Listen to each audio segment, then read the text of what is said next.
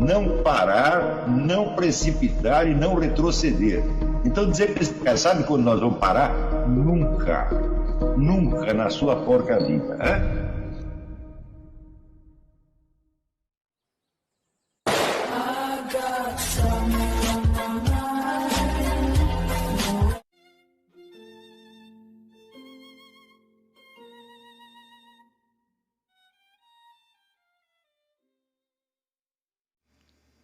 E aí pessoal, tranquilo? Então vem aqui antes do vídeo começar, pedir para vocês se inscreverem, quem não for inscrito, compartilhar, curtir, comentar. Quem puder seja membro do canal, que isso ajuda bastante. Tem também o link do Apoia-se. Quem puder ajudar nosso canal e apoiar financeiramente vai ser muito bem-vindo.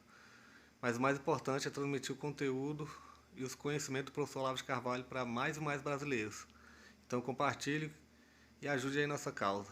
Muito obrigado a todos os membros, apoiadores do canal. Fico muito feliz.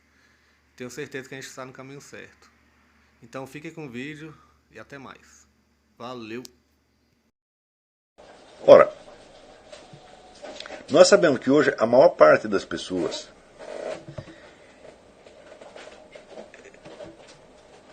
vive num mundo onde tudo é constituído, vamos dizer, de dúvidas e de incertezas. Quer dizer, o sujeito jamais pode, a partir da experiência real dele, afirmar nada. Por quê? Porque ele está persuadido de que tudo são aparências apenas. E de que as ideias que ele forma a respeito são apenas opiniões. E quem foi que ensinou o sujeito a pensar assim? Foi a escola. Foi o ensino.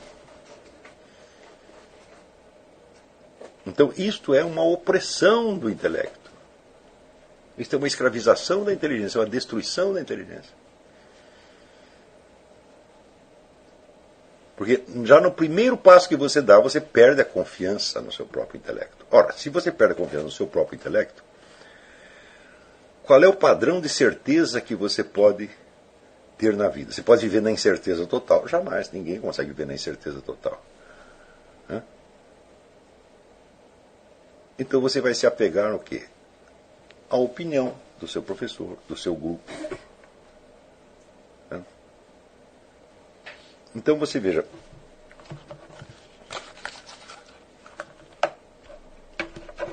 hoje em dia quase todas as pessoas dizem que não existem verdades absolutas, que tudo é relativo. Mas experimente discutir, questionar uma única opinião delas. Elas ficam brabíssimas no mesmo instante. Ou seja, o que elas querem dizer é o seguinte: não existe nenhum conhecimento objetivo de nada. A única autoridade sou eu. E o meu grupo, e a minha turma.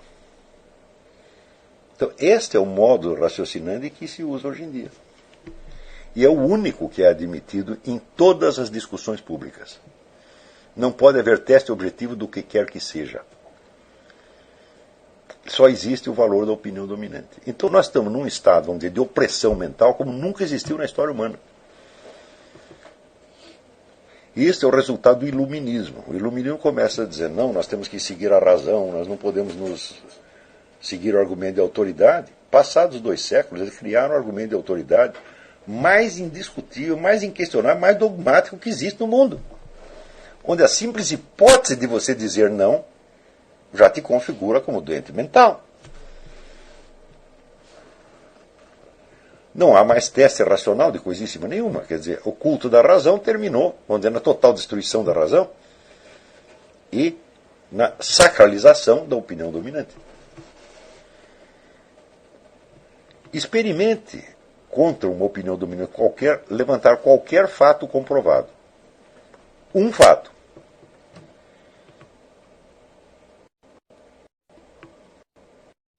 A pessoa diz que você é louco.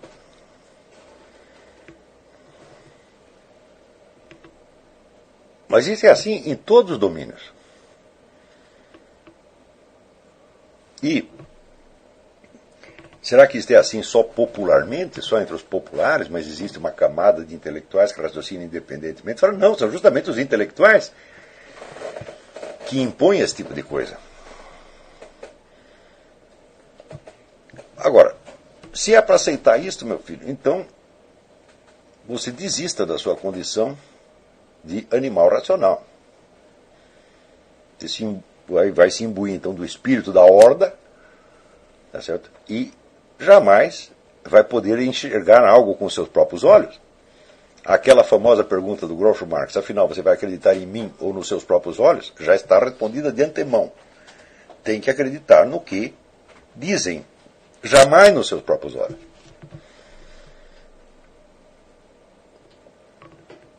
Então, o que se criou hoje e o que está sendo imposto ao mundo inteiro, pela mídia praticamente universal, é um conjunto de dogmas absolutamente imbecis que implicam realmente a destruição da inteligência humana. A destruição total e provavelmente irreversível. E por isso que nós estamos atravessando hoje não é um problema histórico, é uma crise de dimensões antropológicas. E que, se nós não tratarmos de preservar as capacidades cujo exercício essa turma está querendo, de cujo exercício essa turma está querendo nos privar, essas capacidades desaparecerão mesmo.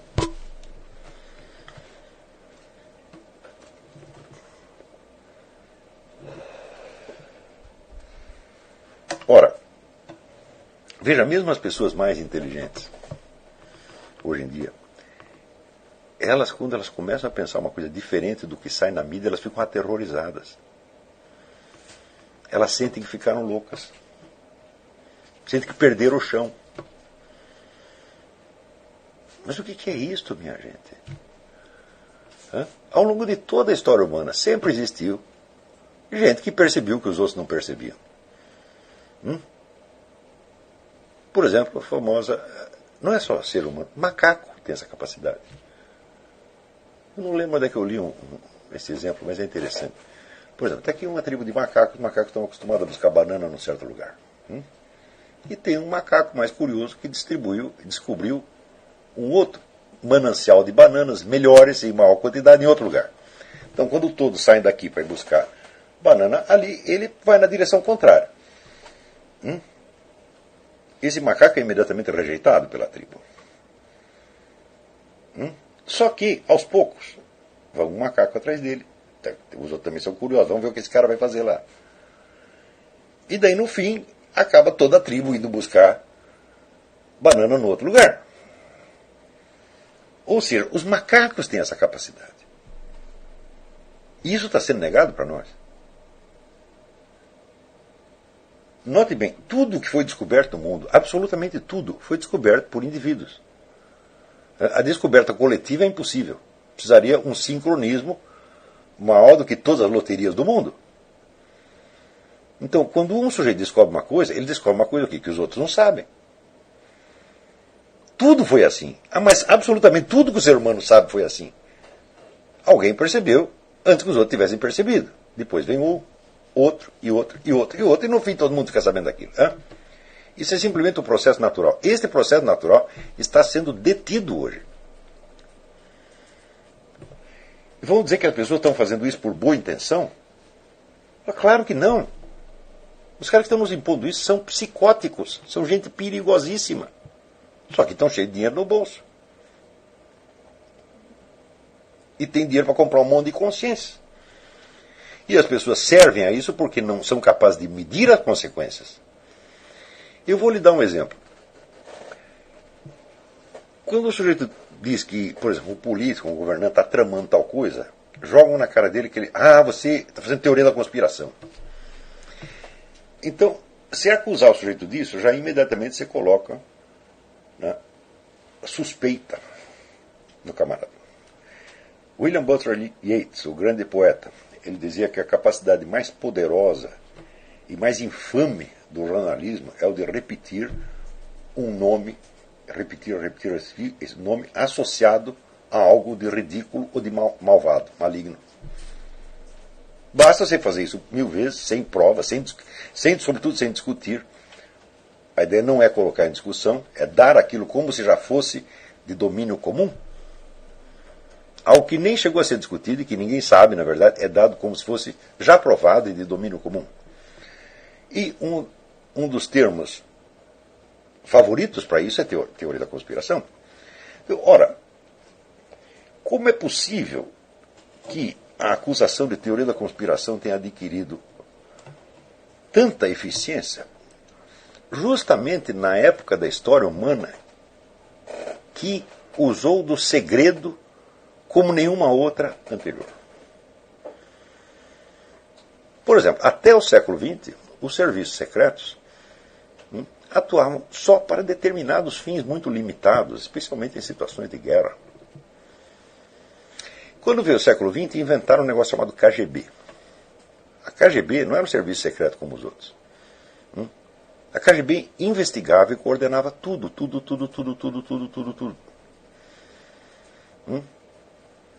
Desde as atividades bélicas do inimigo até a vida particular dos próprios cidadãos. Então ela se tornou uma espécie de administração geral de tudo. E tudo isso era secreto. O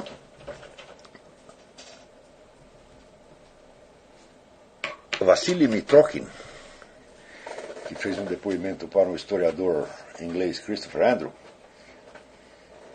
ele conta que ele era o encarregado, o gerente encarregado da mudança de edifício da KGB. E que tudo que saía de um edifício para ir para o outro tinha que passar por ele e ele tinha que carimbar. Assinar e carimbar. E havia 18 bilhões de dossiês na KGB. 18 bilhões de dossiês. Quantos seres humanos existem? Qual é a população da Terra atualmente? Eu acho que é os 7, 8 bilhões. Hoje, não naquela época. Ou seja, havia mais de um dossiê para cada ser humano. A mudança, graças a isso, levou 10 anos. Até tirar todos os dossiês daqui e botar no outro prédio, levou 10 anos. Tudo isso é uma massa de informações que só é acessível aos funcionários da KGB. Então isso quer dizer o seguinte: tudo que se passou no mundo soviético durante toda a duração do Império Soviético, e até hoje, na verdade, é secreto.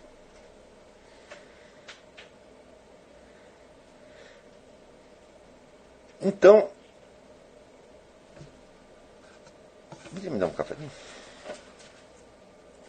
Como é que numa época dessa você pode ser contra as pessoas especularem em conspirações?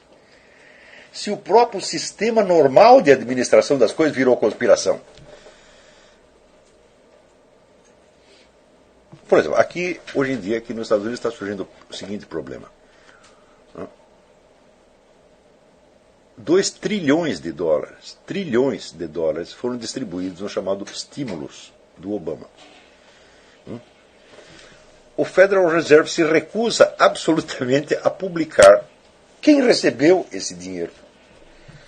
Então, olha, o que é isso? 2 trilhões em empréstimos secretos.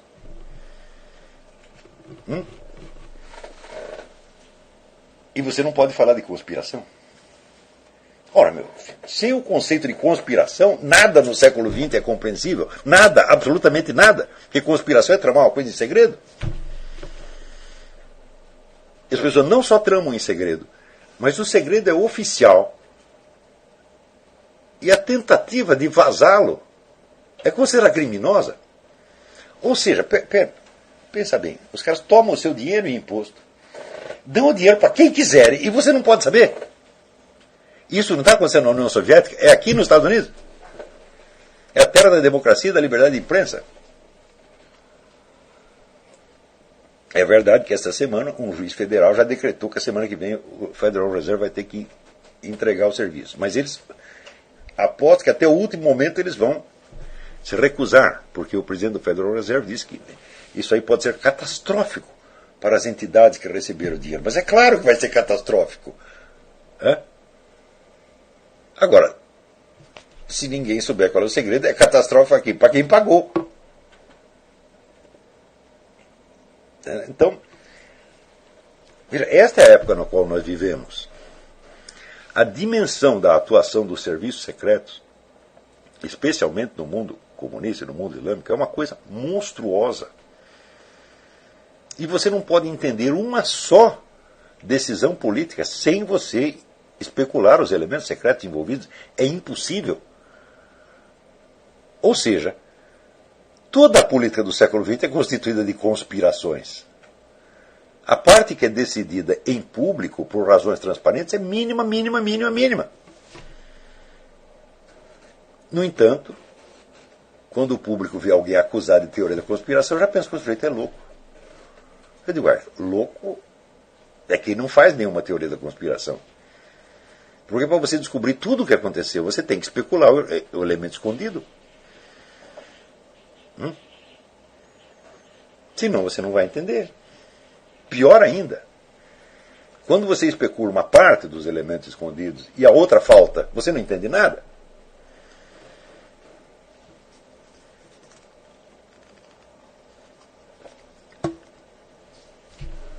Então, vocês viram até que ponto, vamos dizer, esse império, vamos dizer, da opinião dominante se tornou uma coisa estupidificante e perigosa mesmo para a inteligência humana. Porque, vamos dizer, se as condições mínimas para você investigar e entender qualquer coisa lhe são negadas, qual é o capítulo seguinte? O capítulo seguinte é você simplesmente desistir de saber o que está acontecendo. E você baixar a cabeça e dizer, agora eu vou ser dirigido por fatores desconhecidos, mas eu confio neles, eu tenho fé neles. Eu também sou dirigido por uma coisa que eu não vejo, na qual eu tenho fé, que é Deus. Mas não é o Federal Reserve. Não é o governo Lula. Então, a mesma atitude, vamos dizer, de submissão ao mistério que as pessoas tinham para com Deus, hoje tem que ter para qualquer Federal Reserve.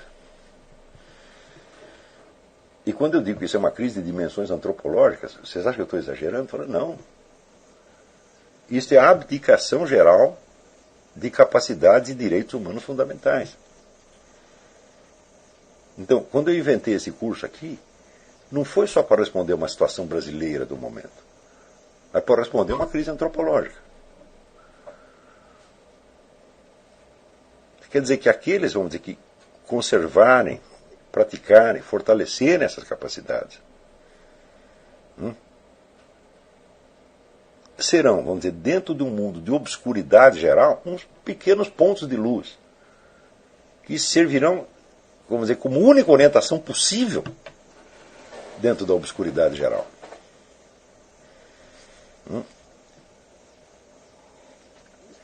Orientação da qual os próprios geradores da obscuridade também vão precisar. Porque sempre que você esconde alguma coisa, você esconde alguma coisa que você está sabendo. A não ser que você esconda tão bem que daí você esquece. E isso realmente acontece às vezes. E na política internacional acontece com uma frequência assombrosa. Quer dizer, aquilo que foi escondido passa a ser esquecido pelo próprio sujeito que escondeu. E daí ele já não sabe mais o que ele está fazendo. Nós vivemos isto hoje com uma frequência assombrosa. E ainda existe gente, porque esse assunto é um assunto gravíssimo, precisa de muita seriedade e muita capacidade para poder se orientar no meio disso. E quando pessoas que não têm esta retaguarda intelectual se metem nisso, elas criam uma fantasia monstruosa, e aí sim é a teoria da conspiração. Quando você vê, hoje, por exemplo, tem uma série de livros, por exemplo, esse livro do Armindo Abreu, O Poder Secreto, que fala desses camaradas do governo mundial como os controladores. Quer dizer, você acredita que eles realmente controlam? Não, eles escondem. Eles manipulam, mas não controlam, evidentemente. Quer dizer, ninguém pode coordenar coisas deste tamanho sem se atrapalhar, porra. E os caras se atrapalham o tempo todo. Ou você acha que esses camaradas, só porque tem muito dinheiro no bolso, e tem um mundo de intelectuais trabalhando para eles, eles agora viraram anjos, eles são forças cósmicas que controlam o curso da história? Não. Vamos dizer, esse tipo, vamos dizer, de política conduzida através da ocultação se oculta a si mesmo. E perde absolutamente o controle do que está fazendo. Quer dizer, quanto mais eles pensam controlar, eles não estão controlando nada.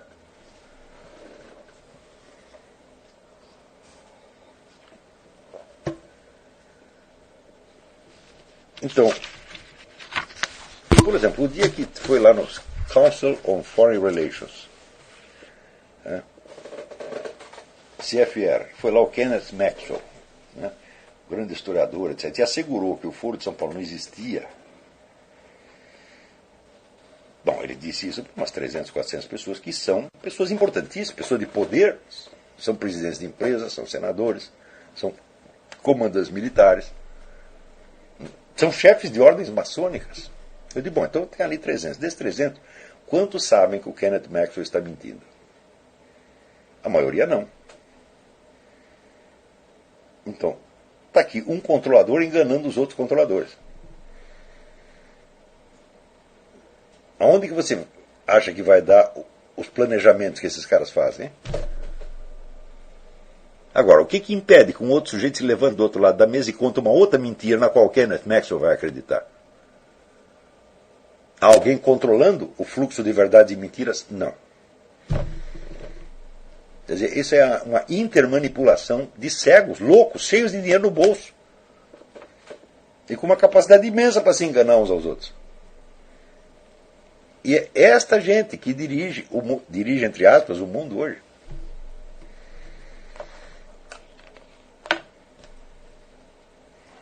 Quer dizer, quando você ouve falar, por exemplo, a palavra transparência hoje, eu digo, bom, faz-me rir. A transparência em qualquer domínio da realidade está proibida, exceto para aqueles que sejam capazes de obtê-la à força.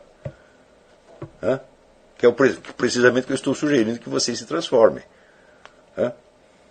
Pessoas capazes de furar este muro, esta rede de enganação mútua e descobrir mais ou menos o que está acontecendo mesmo. Quer dizer, eu há muitos anos eu não me deixo guiar por ninguém mais. Então, não porque eu seja um sujeito orgulhoso que não siga ninguém, eu falo, não, eu sigo a igreja, sigo o evangelho, quer dizer, sigo. Não, faço uma forcinha para seguir, tá certo? Mas não sigo nenhum partido político, não sigo nenhum desses gurus que estão por aí, tá, né?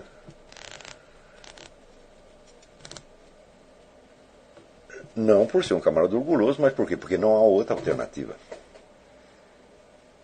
Eu me vejo obrigado a investigar por mim mesmo. Por quê? Porque não dá para acreditar em ninguém.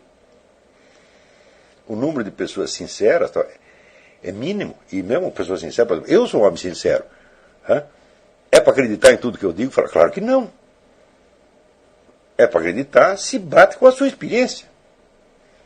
Eu não estou aqui tentando lhe passar uma verdade pronta para você acreditar. Eu estou lhe ensinando uns truques para você descobrir a verdade. Esses truques funcionam. Como é que você vai saber que funciona? Porque eu estou falando? Não. Experimenta. Vocês têm experimentado, tem funcionado, né?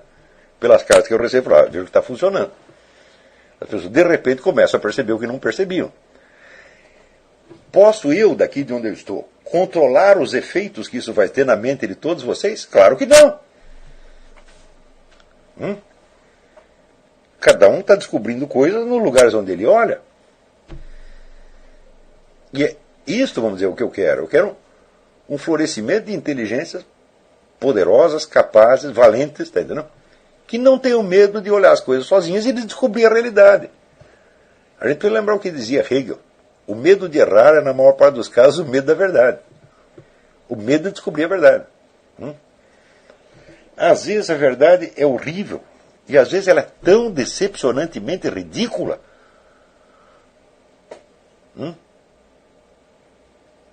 Que o cidadão médio hoje tem medo de descobrir. E a necessidade de encobrir, de manter mentiras, é assim uma coisa tão obsessiva, tão louca, as pessoas estão aterrorizadas. Quer dizer, o sujeito que se fecha dentro de uma mentira, sabendo que é mentira, mas tendo que defender para não gerar insegurança, sobretudo insegurança dele próprio, o sujeito está no fundo da loucura e ele está dizendo que o louco é o outro que está querendo saber a verdade. Então a coisa virou de cabeça para baixo. Quer dizer, os loucos tomaram o hospício. É o Dr. Mabuse, é o filme profético do Fritz Lang, que o Dr. Mabuse, internado no hospício, no manicômio judiciário, ele de lá de dentro ele está coordenando uma operação revolucionária lá fora, usando como instrumento que o diretor do hospício, ele dominou mentalmente o diretor do hospício obedece às ordens dele. É o que está acontecendo hoje, minha gente.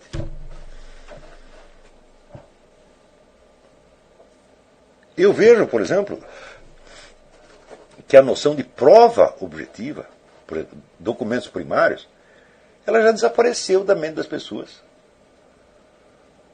Por exemplo, eu chego para o sujeito e digo, olha, você me deve tanto. O cara diz, prove. Daí eu mostro lá a promissória assinada por ele. Né? Daí ele diz, isso é teoria da conspiração, porque ninguém acredita nisso. Então, quer dizer, a prova não vale nada mais, a que vale é a opinião. Porque as pessoas têm medo de ficar sozinhas. Então, o ser humano, quando ele tem medo do isolamento, é porque a capacidade que ele tem de acreditar em Deus acabou.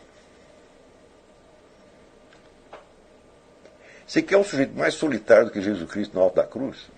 Quando ele sentiu que até Deus Pai abandonou, falou, Deus Pai, por que você me abandonou? Então não tem ninguém. Todo mundo aqui em volta está contra. Os discípulos fugiram, deram no pé.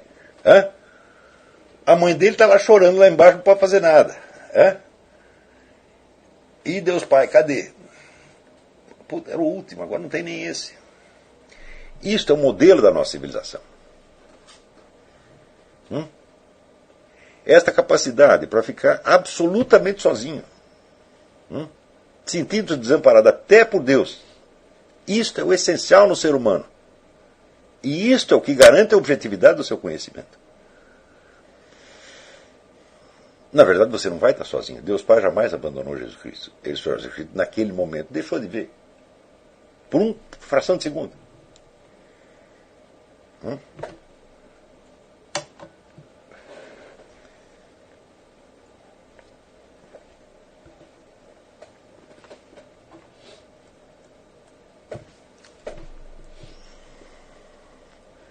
Então, quer dizer, sem a coragem intelectual, vocês não vão a parte alguma. E durante longo tempo é preciso desenvolvê-la. Isto é mais importante do que o volume de conhecimentos que vocês vão obter. O volume de conhecimento, gente, você não imagina como é fácil.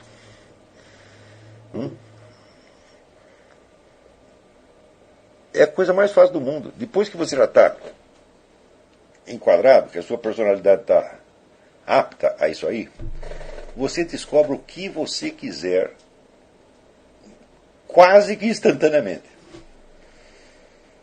E a sua capacidade de absorção de conhecimento é muito grande. Está aqui, a Isabela é minha testemunha. Ela já viu fazer isso. Pegar um livro em 2 dias, leio o livro inteiro, faço o resumo do livro, já está lá. Pum. 1, 2 dias. Todo mundo pode fazer isso. Para ler, por exemplo, um trabalho acadêmico médio, você não precisa de mais de 1 ou 2 dias. Então, quer dizer, você pode absorver, chegar no Goethe, 1 livro por dia. Sem dificuldade, sem drama e sem esforço. Dá para fazer isso. Agora, tudo depende do seu começo. Você tem que permanecer perto daquilo que em você está vivo e é real. É só isso, porque é dali que vem a fonte de tudo. Então,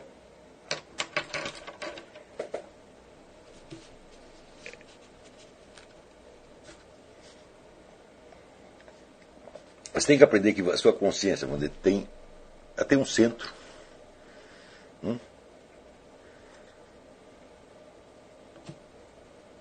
Que esse centro não é expressável em termos de autoimagem.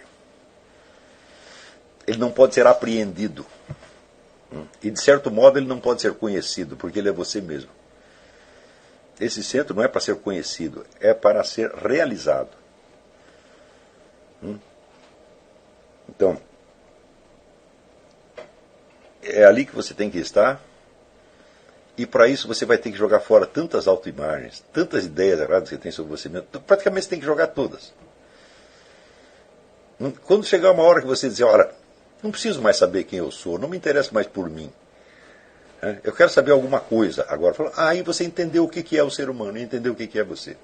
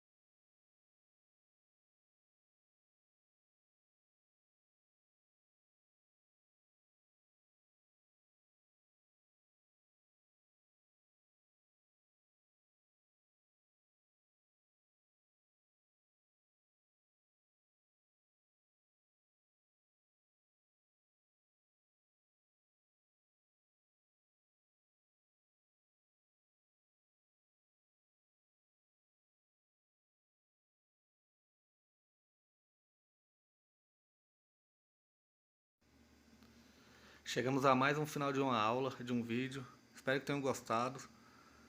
Quem não se inscreveu ainda, se inscreva, compartilhe, comente. Ajude nosso canal, apoie, seja membro. E ajude o nosso canal a chegar a cada dia a mais brasileiros que precisam muito do conhecimento do professor Olavo de Carvalho. Então é isso aí, fique com Deus, até o próximo. Valeu! Então é isso aí, pessoal. Que é o nosso canal. Que são alguns livros que eu já li. A maioria foi doação, mas alguns eu adquiri, professor Olavo de Carvalho. Alguns livros se perderam aí que eu emprestei, professor Alexandre Costa, a Bíblia Sagrada. 10 lições sobre Karl Marx. Indico a não ler esse livro, que é muito ruim mesmo.